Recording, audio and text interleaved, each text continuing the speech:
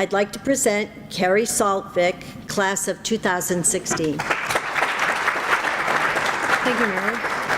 So as she introduced, my name is Kerry Saltvick, and I will be in the class of 2016. I'm currently studying interactive media with a concentration in game design, and I'm currently looking to minor in creative writing. Rich, you are one of my favorite mentors, and I hope to follow you in your footsteps more often in one ways. Sacrifice. I want you to think about that word for just a few more moments. A college education means sacrifice, and for many of us, we will leave our families for the first time ever to go to some far-off place. And even if we commute from home, we sacrifice time, energy, and sometimes more in order to make this happen. Some of us, like myself, have come from across the country just to be here. Others, like Rich, have crossed oceans. I grew up an only child in Bakersfield, California, to a single father. We were never rich or middle class, but my dad made sure that I had everything I needed: food in my tummy, clothes on my back, and a roof over my head. In 2008, like many others, my father lost his job, and we soon lost the home of 13 years to foreclosure. We moved twice in the next 9 months before residing in a trailer park. For anyone who may have followed my writings during an internship I held at a live campus, an online magazine that talks about the college education experience, you will know that I have referred to Becker College as the college of my dreams, and it is everything that I have ever wanted in an education and in a home.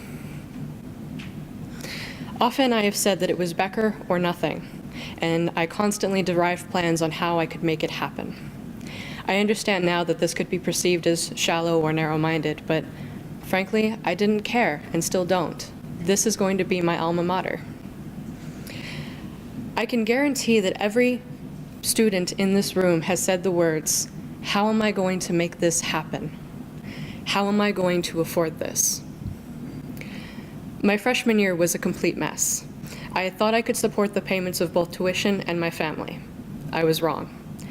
My second semester, I lived off campus. I worked 4 jobs and took 6 classes and cut back on my extracurriculars in order to make ends meet. I was supporting myself completely and suddenly became the secondary supporter to my father, whose job prospects were slim and his health was ailing.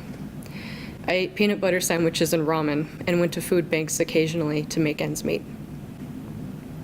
Often, I would only get 4 hours of sleep, especially when I became hired as a coatroom attendant for a nightclub in downtown Worcester.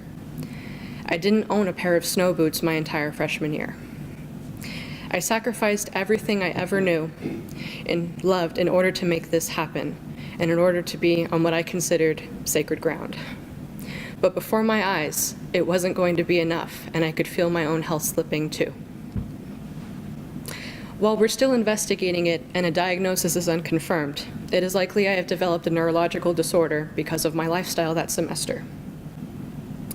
But somehow, despite all the odds, I pulled off a 3.88 GPA that semester.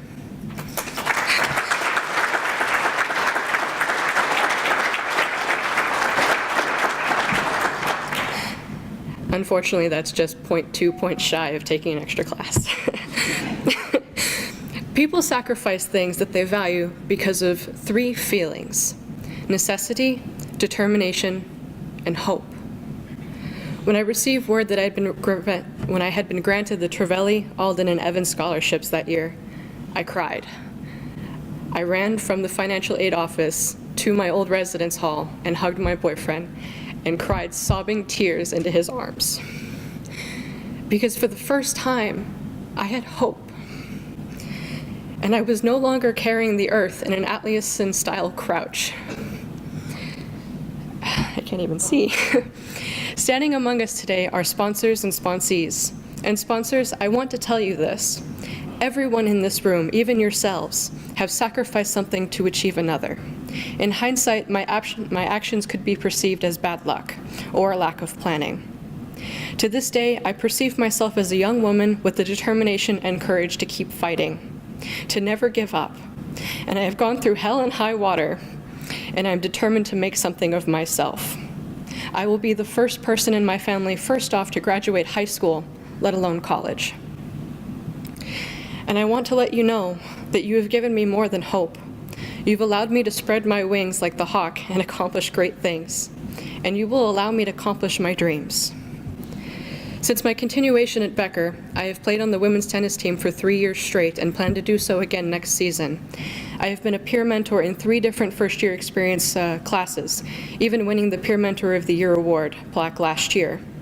I have been a transfer buddy, helping transfer students ease into their Becker family. I've been on student government, and I have worked with the Japanese Society Club. I have worked with multiple offices, including alumni relations, institutional research, admissions and marketing, and the Office of Campus Activities and Student Leadership. I was with Becker Blue Crew 2, an organization that promotes leadership and global citizenship. I went to West Virginia with Blue Crew 2 and helped recreate a local community garden, plant next season's crops, and so much more. And believe me, this list can continue. While my story hasn't ended, there are 2 more things I'd like to say. I haven't been home since I left for freshman orientation in July of 2012. And until this year, I haven't had the money or the resources to go home. But because of the financial burden that has been listed for me from my scholarships, I've been able to put a little bit away each paycheck, each week, until finally I can go home this winter. I will spend Christmas with my family. I have been able to get my head out from under the water and get my feet on the ground. I have more good news. This next semester, I will actually be leaving Becker College, but I will be studying abroad in Japan for 4 months, January to April.